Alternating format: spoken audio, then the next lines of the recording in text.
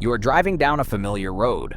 Nothing unusual. Then a car drifts into your lane, and for the next 2 seconds, your entire life rearranges itself into something that feels like a slow-motion film. You see the driver's face.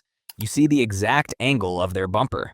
You have time, somehow, to think through 3 different options before your hands even move. Afterward, you swear it lasted 10 seconds. Maybe more. It didn't. It lasted 2.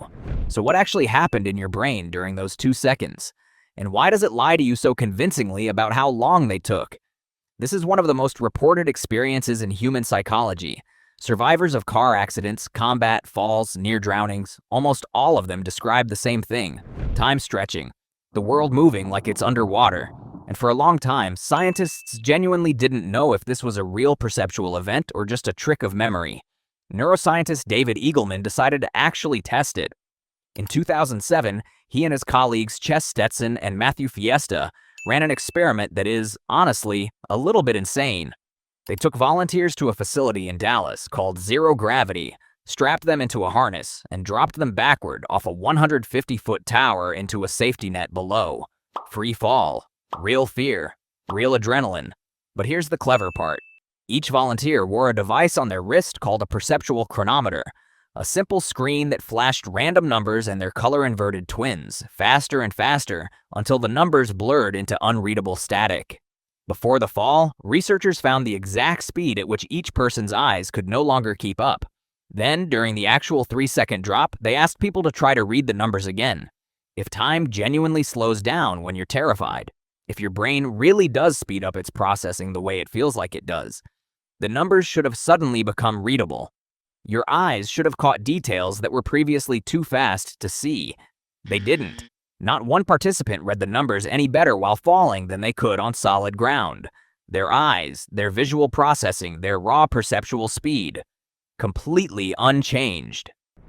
And yet, when researchers asked these same people afterward how long their fall had felt, they consistently estimated it had taken about 36% longer than it actually did, and significantly longer than watching someone else fall the exact same distance.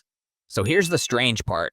Their eyes weren't seeing the world in slow motion, but their memory of the event was absolutely convinced that it had lasted far longer than it did. Eagleman's explanation is that fear doesn't make your senses faster. It makes your memory denser.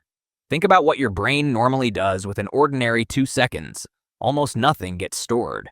You're not scanning every face, cataloging every object, running contingency plans. Most of an average day gets compressed into almost no memory at all, which is why a boring afternoon can feel like it vanished the moment it ended. Fear flips that switch completely. The amygdala, your brain's threat detection center, floods the moment with attention and recruits far more neural resources than usual to record what's happening. Every detail gets written down in high resolution: the color of the other car, the sound of your own breath, the exact half second where your hands decided what to do. None of that happens faster in real time. It just gets logged far more thoroughly than an ordinary moment ever would. And later, when your brain plays that memory back, it essentially measures duration by density. A memory packed with that much detail reads on playback like it must have taken a long time to happen. The same way, a 2-hour movie crammed with plot feels longer in memory than a 2-hour movie where nothing happened. You didn't experience slow motion. You built a memory so rich that slow motion is the only way it can be remembered. This lines up with something researchers studying combat veterans and accident survivors have noticed for years. The phenomenon researcher Valtteri Arstila cataloged in a 2012 review of time distortion cases. People don't just report time slowing. Many report a strange side effect of that hyperencoding: unusually clear recall of tiny, irrelevant details from the worst moment of their life.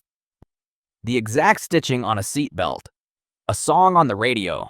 Not because those details mattered, but because the amygdala wasn't selective. It grabbed everything within reach and stapled it into permanent memory. Here's where this stops being just a curious fact about car crashes and starts being something you can recognize in your own smaller moments. Ever notice how a near miss on a bike or a sudden slip on ice seems to replay in perfect, almost cinematic detail?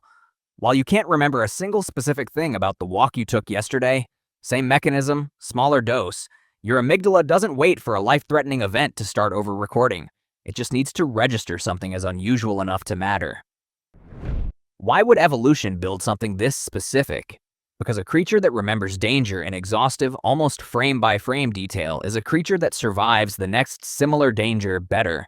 If your ancestor barely escaped a predator lunging from tall grass, a vague, blurry memory of that moment was nearly useless.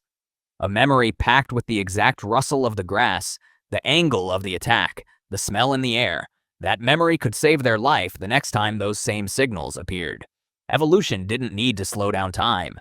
It just needed to make sure the danger got remembered in obsessive detail. The slow-motion feeling is simply the side effect of that survival mechanism doing its job well. So the next time your heart pounds through a near miss, and you swear time bent around you, know what actually happened. Your eyes never sped up. Your brain just decided in that instant that this moment mattered enough to remember in a resolution it doesn't normally bother with. What felt like slow motion was actually your ancestors' oldest trick for making sure you'd never make the same mistake twice. Your ancestors survived by remembering the worst moments in more detail than anyone else in the group. The ones who could recall exactly what a threat looked like were the ones who recognized it faster the second time. That instinct for obsessive, detailed memory hasn't gone anywhere. If this is the kind of detail your brain would have recorded in high resolution too, you already know what to do with that instinct. Find the source. Keep it close. There's a subscribe button sitting quietly in the corner of this screen, and if your amygdala is doing its job right now, you've already noticed it more clearly than you think.